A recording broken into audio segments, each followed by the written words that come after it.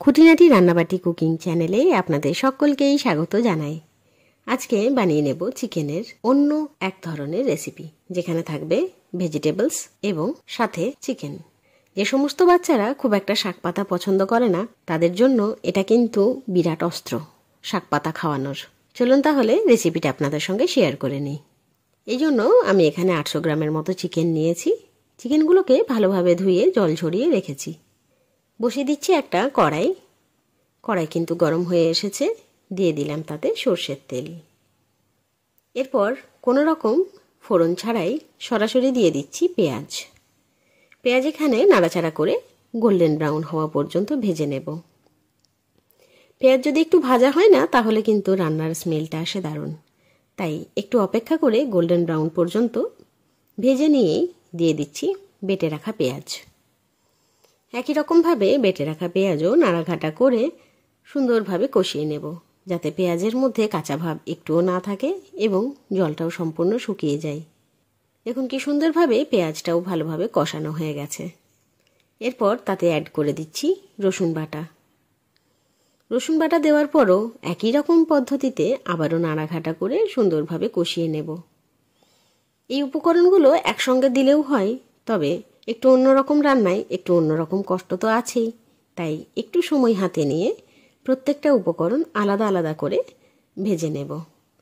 গল্প করতে করতে রসুনও কিন্তু খুব সুন্দরভাবে কষানো হয়ে গেছে এবং দেখুন কি সুন্দরভাবে মশলা থেকে তেল বেরিয়ে আসছে। এরপর দিয়ে দিচ্ছি বেটে রাখা আদা এবং কাঁচা লঙ্কার পেস্ট।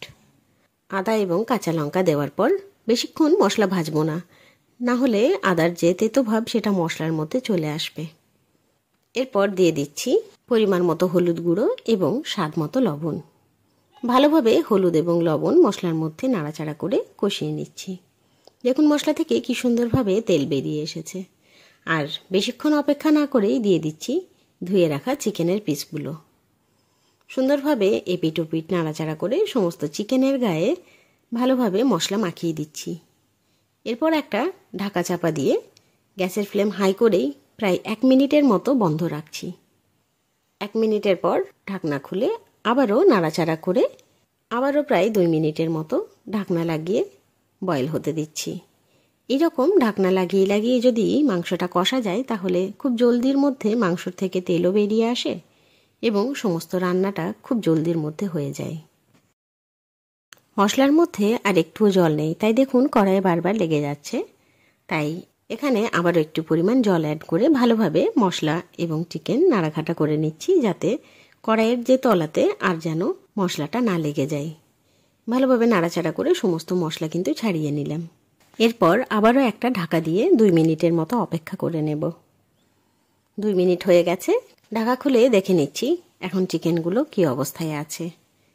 দেখুন কি সুন্দরভাবে মাংসর থেকে তেল বেরিয়ে এসেছে এবং জলটাও অনেকটা শুকিয়ে গেছে।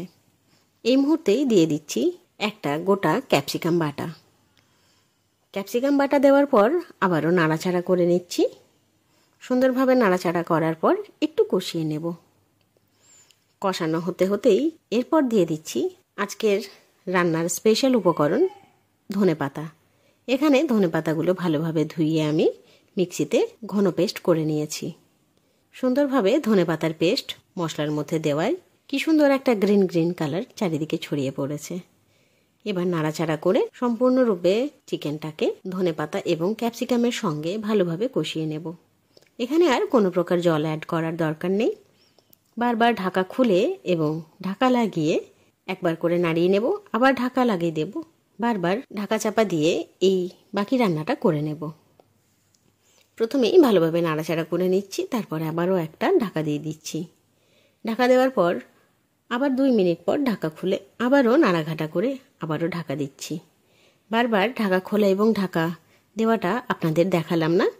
এই পদ্ধতি অবলম্বন করলে আগেই বললাম রান্নাটা একটু জলদি হয় এবং দুপুরের রান্না একটু তাড়া তো থাকেই, তাই চটজলদি করে নেওয়ার জন্য এই পদ্ধতি কিন্তু বেস্ট। দেখুন কি সুন্দরভাবে মশলার মধ্যে সমস্ত জল শুকিয়ে গেছে এবং চিকেনগুলো ভালোভাবে সেদ্ধ হয়ে গেছে। এবার গ্যাসের ফ্লেম অফ করে দিচ্ছি। এবার প্লেটিংয়ের পালা। এই ধানিয়া চিকেন ভাতের সঙ্গে কিন্তু দুর্দান্ত লাগে এবং রুটির সঙ্গে এর কিন্তু জুড়ি মেলা ভার।